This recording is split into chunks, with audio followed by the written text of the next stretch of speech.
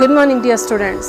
In today's class, I will explain the fourth chapter of Flamingo, The Rat Trap, written by Selma Lagerlöf. Selma Lagerlöf was a Swedish writer whose stories have been translated into many languages. A universal theme runs through all of them. इनकी सारी कहानियों में एक universal theme चलते रहती है. A belief that the essential goodness in a human being can be awakened through understanding and love.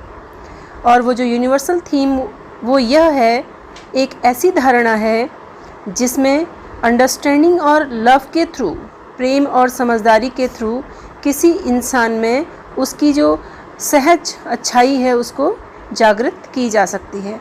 हर इंसान के अंदर अच्छाई होती है और वो अच्छाई किसी इंसान के अंदर छिपी रहती है, तो अगर हम अपनी अंडरस्टैंडिंग और लव के थ्रू उसको जगाना चाहें तो जगा सकते हैं. यह एक यूनिवर्सल थीम है. This story is set amidst the mines of Sweden. यह कहानी स्वीडन के माइंस के बीच सेट की गई है. Rich in iron ore. Sweden के इन माइंस में बहुत सारा आयरन ओर पाया जाता है, कच्चा लोहा पाया जाता है. which figure large in the history and legends of that country. The story is told somewhat in the manner of a fairy tale. इस कहानी को परियों की कथा के रूप में, फेरी टेल के रूप में बताया गया है. Theme of this lesson is the trap of material benefit that most human beings are prone to fall into.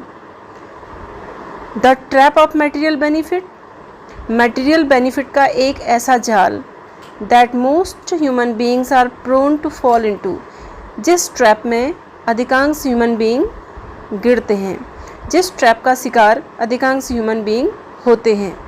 हम सब के चारों ओर मटेरियल बेनिफिट्स का एक ऐसा ट्रैप है जिसमें हम कभी न कभी फंस जाते हैं और उसका प्रोन हो जाते हैं. सब theme of this lesson is the human tendency to redeem oneself from dishonest ways.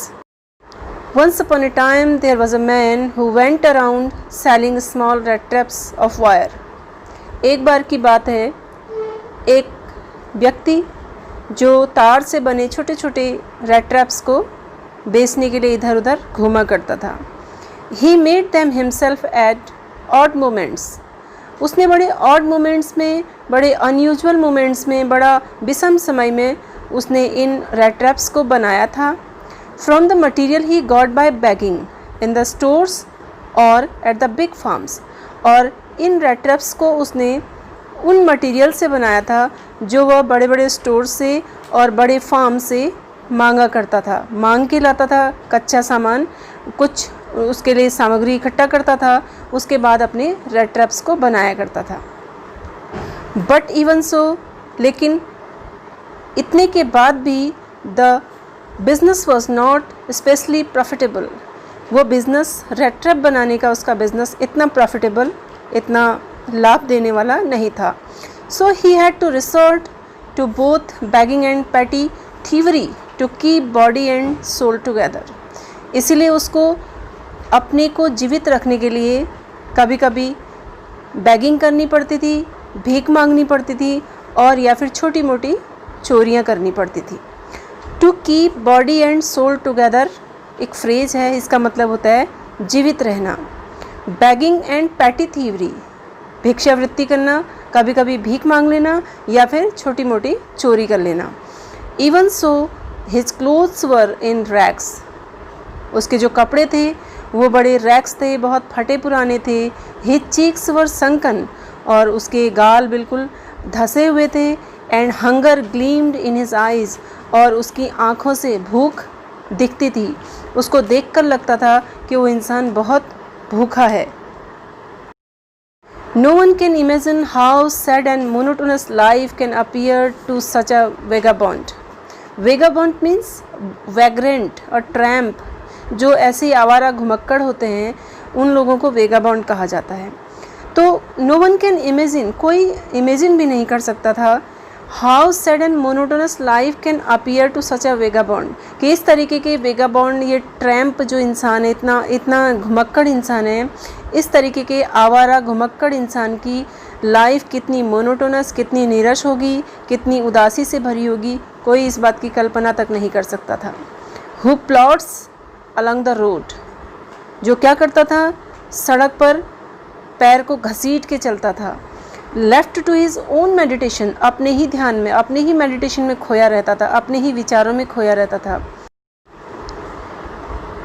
But one day this man had fallen into a line of thought, लेकिन सोचते सोचते अपने विचारों में खोए हुए यह आदमी एक दिन एक नए विचार में चला गया, एक नई तरफ से सोचने लगा।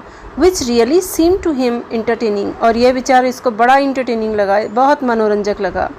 He had naturally been thinking of his rat traps, और अक्सर वो अपने रेड ट्रैप्स के बारे में सोचा करता था।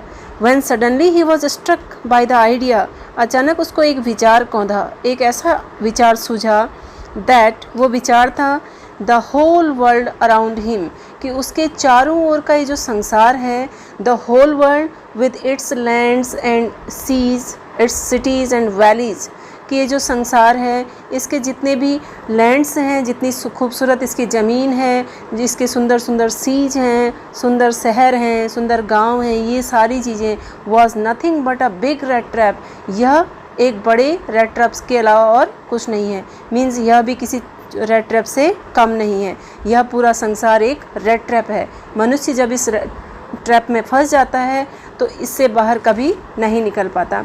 इस प्रकार का विचार उसके मन में आ रहा था। It had never existed for any other purpose, इस वर्ल्ड का कोई दूसरा पर्पज रहा ही नहीं था कभी, than to set baits for people, यह केवल लोगों के लिए बेट्स तैयार करता था। यह जो वर्ल्ड है, जिसको रेड ट्रैप के बारे में उसने सोचा कि अब पूरा वर्ल्ड एक रेड ट्रैप है, और इस वर्ल्ड का एकमात्र उद्देश्य है कि इसमें रह रहे लोगों को टेम्प्ट करना और उनके लिए बेट लगाना। बेट मीन्स किसी तरीके के लालच देना, किसी तरीके का चारा उनके लिए डालना, ताकि वो इसमें आके फंस जाए और फिर उसी में हमेशा बना रहे। It offered riches and joys, और यह जो वर्ल्ड है, यह अपने लोगों को रिचेज और जॉयज़ ऑफ़र करता है, शेल्टर एंड फूड ऑफ़र करता है, हीट एंड क्लोथिंग ऑफ़र करता है। किसके रूप में? बेट्स के रूप में। अच्छे अच्छे कपड़ों की ऑफरिंग करता है, शेल्टर, फूड की, अच्छा खाना ऑफ़र करता है, और धन संपत्ति की, खुशियों के लिए लालच देता है, ताकि मनुष्य खुशी पाने के लिए और अच्छी धन संपत्ति को लेने के लिए, अच्छे कपड़े लेने के लिए, अच्छा घर बनाने के लिए आकर्षित हो और फिर उसी में फंसा रहे। Exactly as the rat trap, ठीक उसी तरीके से जिस प्रकार से rat trap offered cheese and pork, जिस प्रकार से रेड ट्रैप में अपने शिकार को फंसाने के लिए चीज़ और पॉर्क लगाया जाता है, ठीक उसी प्रकार से यह वर्ल्ड भी अपने लोगों को riches, joys, shelter, food, heat and clothing offer करता है। And as soon as anyone let himself be tempted to touch the bait, और जैसे ही कोई भी इंसान इन सारे बेट्स को, ये जो rich, joys, shelter, food, heat, clothing, ये सारे जो ऑफरिंग्स हैं, इन सारी चीज़ों को जैसे ही कोई इंसान लालच में आके इनको छूने के लिए, इनको पाने के लिए आगे बढ़ता है, it closed in on him, ये ट्रैप उसके ऊपर अंदर से बंद हो जाता है। And then everything came to an end, और फिर सब कुछ खत्म हो जाता है। The world had of course never been very kind to him.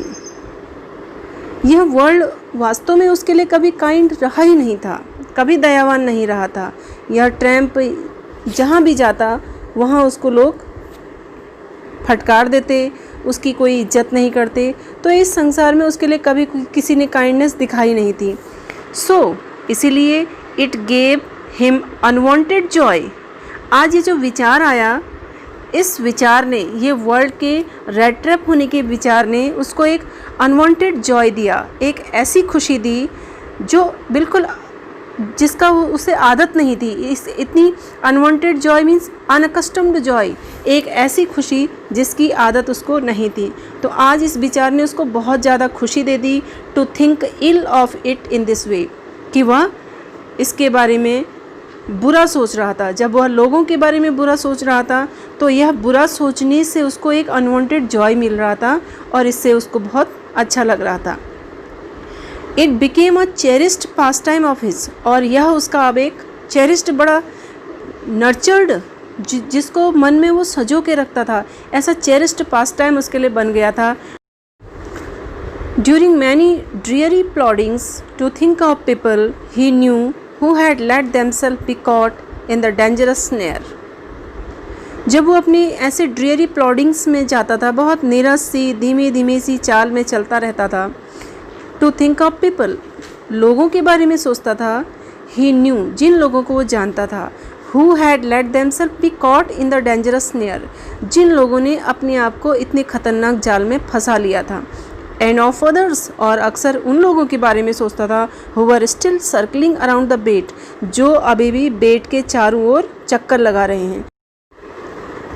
दरअसल वह उन लोगों के बारे में सोच रहा था जिनको वह जानता था, जो लोग संसार रूपी रेड ट्रैप में फंस चुके थे, और या जो लोग अभी भी इस संसार रूपी रेड ट्रैप के बेट्स के चारों ओर चक्कर लगा रहे थे और अब उस रेड ट्रैप में फंसने की तैयारी में थे। उन लोगों के बारे में सोच सोचकर उसे बहुत अच्छा लग रहा था। One dark evening, as he was trudging along the road, he caught sight of a little grey cottage by the roadside। एक दिन शाम के समय अंधेरा हो रहा था, वह बड़े भारी कदमों से रोड पे चल रहा था। He caught sight, उसकी नज़र पड़ी, of a little grey cottage by the roadside, सड़क पर बने एक छोटे से ग्रे कॉटेज पर। And he knocked on the door to ask shelter for the night, और उसने रात गुजारने के लिए, शरण मांगने के लिए उस घर का दरवाज़ा खटखटाया। नॉर वॉज ही रिफ्यूज्ड, उसको मना नहीं किया गया, क्योंकि आज तक जहाँ भी वह जाता था उसको मना कर दिया जाता था, उसको डांट करके भगा दिया जाता था।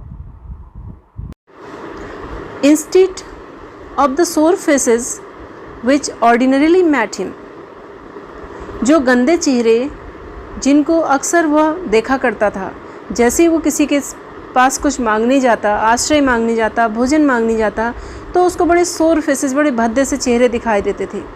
इसके बजाय, ऐसे चेहरे दिखने के बजाय, the owner who was an old man without wife और चाइल्ड, उस घर का मालिक जिसकी बीवी और बच्चे नहीं थे, was happy to get someone to talk to in his loneliness, वह बड़ा खुश हुआ कि कोई उसके अकेलेपन में उससे बात करने के लिए अंदर आया है। Immediately he put the porridge pot on the fire, और जल्दी जल्दी उसने अपने मेहमान को खिलाने के लिए porridge pot फायर पर रखा, दलिया बनाने की तैयारी करी। एंड gave him supper, और अपने मेहमान को भोजन दिया। Then he carved off such a big slice from his tobacco roll, फिर उसने अपने टबैको रोल से एक बड़ी सी स्लाइस अलग करी, that it was enough both for the stranger's pipe and his own, जो टबैको रोल उसके स्ट्रेंजर, जो अजनबी था, उसके पाइप के लिए और उस ओल्ड मैन के पाइप के लिए, दोनों के लिए काफ़ी था।